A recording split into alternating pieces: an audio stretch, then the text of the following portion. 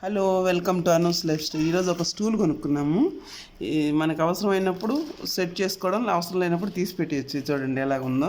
ఇదిగో ఇలా ఉంది. వెనకాల ఇవి రాడ్స్, స్టూల్కి స్టాండ్ అనమాట. చూడండి ఇలా సెట్ చేస్తున్నాము. బ్యాక్ సైడు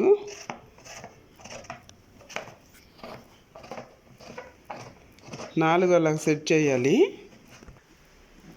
చూడండి సెట్ చేసేసాము. ఎలా ఉందో చూడండి.